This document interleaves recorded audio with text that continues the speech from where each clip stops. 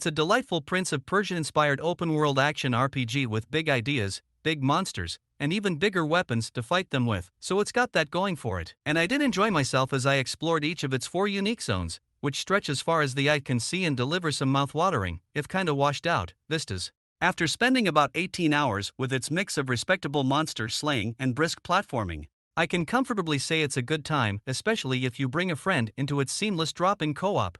At the same time, its C-tier story is so campy and bone-dry in both writing and character performance that its clear Atlas has fallen a notch or two. The middling story, which centers around a generic clash between a human rebellion and a tyrannical regime, starts out rough.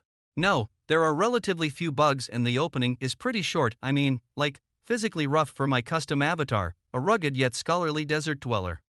After a few introductory conversations with other desert dwellers in the first area, it was promptly implied that he'd been blasted in the face with a whole bunch of sand and left for dead before the opening cutscene.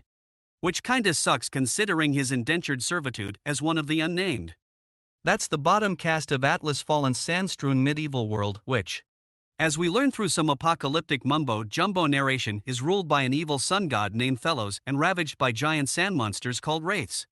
This is a pretty cool setup, but the execution of the plot that follows is thinner than the middle of an hourglass. For example, poorly synced lip movements and unenthusiastic voice acting sap the life out of cutscenes. On top of that, there's no action in any of them, so they're pretty dull, and each of Atlas' major characters is a cardboard cutout with no personality to speak of. You've got the generic thief with the heart of gold, the upstanding night girl who introduces herself by punching said golden-hearted thief in the face, but secretly has a soft spot the whole time. And Nile, the other sun god. He spends his waking hours talking at you while looking like a knockoff of Jake Sully from Avatar, but more importantly, he inhabits the magical gauntlet at the center of the story, which gives you your powers and a new hope for the rebellion against Thelos and his imperialist thugs. Unfortunately, this sun god is always there with you and rarely shuts up. It's easily one of the best games to share between 2 online friends since it takes 2. Luckily, if you can ignore all that, it's relatively easy to see Atlas Fallen's joy as an online co-op adventure where you and a friend run around a sprawling open world battling monsters. It's a well-crafted map, with plenty of opportunity to unearth rare treasures, build up powerful characters, fight big monsters, do a little platforming, or just chill out and collect cosmetics for the excellent transmogrification system to your heart's content. It balances simplicity and depth so expertly that it's easily one of the best games to share between 2 online friends since it takes 2. That's especially true when you get into the rhythm of the open questing system. This game lets you complete side quests and interstitials between major story events separately while enjoying the same rewards even when you're across the world from one another. Given just how many main story quests scatter you to the wind in search of hidden gauntlet pieces, it's fantastic to be able to freely split up and cover more ground, who knows? Your friend might find something you missed instead of making you run around in circles or backtrack by yourself. That said, it's a missed opportunity that couch co-op is nowhere to be found, and it's thoroughly disappointing there's no crossplay to let you and your buddies on other platforms team up. It's clear that the main quest is paced around unlocking new mechanics rather than telling a good story. Atlas Fallen spreads its story across 4 open-world maps, such as the underground fortress of Bastengar and the crater-filled wildlands, each of which carries a distinct vibe and is packed with enough hidden treasure and decently rewarding side quests to feel like there's always something new to find. Fetch quests make up the bulk of it, with Nile frequently asking you to find 3 shards to complete the latest relic and achieve the next major gauntlet upgrade. But I didn't feel like I needed to work overly hard to find each of the scattered components, and the rewards were always worthwhile.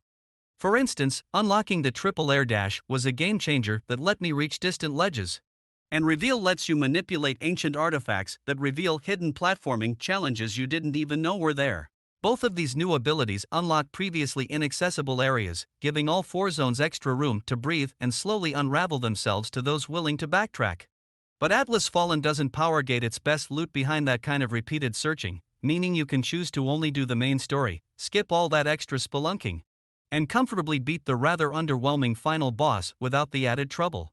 Boss fights, quests, and random finds often give way to useful loot, armor, and essence stones. That said, the one thing you can't skip is sand.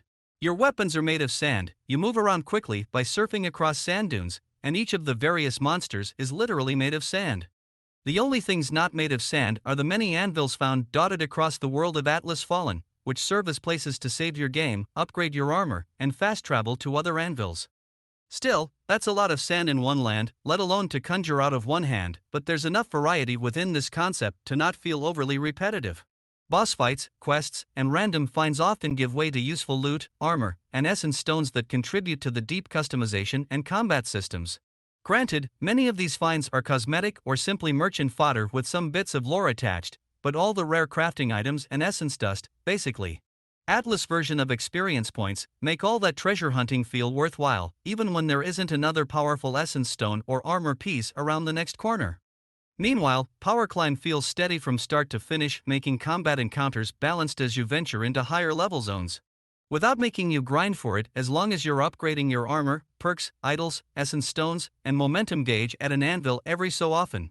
Those all help with a different aspect of character customization, but the main driver is your armor, which determines your character's level and most of your combat stats, like how much damage your attacks deal and how quickly your health can regenerate mid-combat. The twist is that your character's movement style changes depending on which weapon you strike with. Speaking of combat, Atlas Fallen's action-packed battles are simple but highly dynamic, thanks to a small number of moves that grow in power as you land hits. Fights center around two basic attacks that work differently based on the weapon you assign them to. But the twist is that your character's movement style changes depending on which weapon you strike with. For instance, the sword-like sand whip homes in on an enemy from a distance before pushing you backward, letting you whip around the enemy mid-air if you dodge around mid-combo like Sora from Kingdom Hearts. Alternatively, the punchy knuckle dust lunges you forward as you pulverize your opponents with both hands. There are 3 of these, and they all encourage very different styles. Atlas Fallen also includes a deeply satisfying parry button, offering a generous window to counter enemy attacks, and a perfectly timed parry can turn the tides of any battle by freezing opponents. There's also a two-handed slam attack that combines the styles of both equipped weapons, and you can top a chain of attacks off with an extremely powerful finishing move. That's plenty to keep anyone busy in a typical encounter against a group of 2 or 3 large enemies like the marauding tailguarder and the giant crab-like shellbasher. And it's a lot of fun to bring these bigger foes down piece by piece. It reminds me of hunting rat halos across a vast desert in Monster Hunter. It's a lot of fun to bring these bigger foes down piece by piece. I'm delighted at how Atlas keeps a nice balance between its moment-to-moment smashing and slashing and its resource management systems. This is thanks to the momentum gauge, which fills up as you land direct hits and successful parries against enemies, gradually unlocking abilities you've slotted along the gauge. These collectible abilities make up the meat of Atlas Fallen's customization, and they can be crafted, upgraded, and mixed and matched to build any sort of character you'd want, including healers, damage dealers, crowd controllers, tanks, you name it. One of my favorite essence stones is the Evasive Burst, which creates a shockwave after every dodge roll or air dash while active. This let me deal incredible amounts of damage while whipping around airborne foes with the Sand Whip. The catch is that it can be difficult to maintain high momentum since you receive more damage as your gauge reaches its limit. This risk and reward element keeps things interesting, since the strongest abilities sit on the upper end of the gauge. And it's always tempting to unleash your highly gratifying finishing move to deal heavy damage at the cost of reducing your gauge to 0. It all comes together toward the end of the campaign, where every other fight has several enemy types filling the screen with lighting effects and clouds of yellowy dust. It's kind of like the heavier moments of Doom Eternal, but with sand instead of viscera. Compressed textures, low-quality models, and graininess look flat-out ugly on my PS5. I've developed what I can best describe as a love-hate relationship with Atlas Fallen's visual style. I'd often be wowed at how gorgeous some of its zones look. Some of it made me feel as if I were standing inside a piece of elegant concept art. Especially once I'd unlock my favorite suit of armor, Red Company, a suit that gleams brilliantly in direct sunlight as tufts of fabric unfurl around it. That looks fantastic on its own, but even better once I've dyed it with gold and blue dye I purchased from a traveling merchant. I'm also pleased that Atlas Fallen produces consistently high frames in the PS5's performance mode.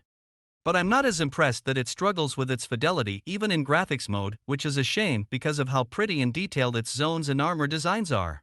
Many of its animations are clunky, but what really bothers me is the compressed textures, low-quality models, and graininess that look flat-out ugly on my PS5 in both visual modes. As if I were playing a poorly made port of a Nintendo Switch game. Atlas looks much clearer on PC with none of the aforementioned compression issues, but its character models still evoke the uncanny valley more than most games. Verdict: Atlas Fallen is a solid open-world action RPG with plenty of platforming and large monsters to fight. Putting aside its weak story and the console version's gritty graphics, there's a hidden gem of excellent combat, robust exploration, and surprisingly deep customization to uncover in the sinking sands of its arid wilderness. It's slightly disappointing that co-op is online only with no crossplay, but thanks to solid technical performance, it sticks in my mind as one of the better worlds I've explored with a friend lately.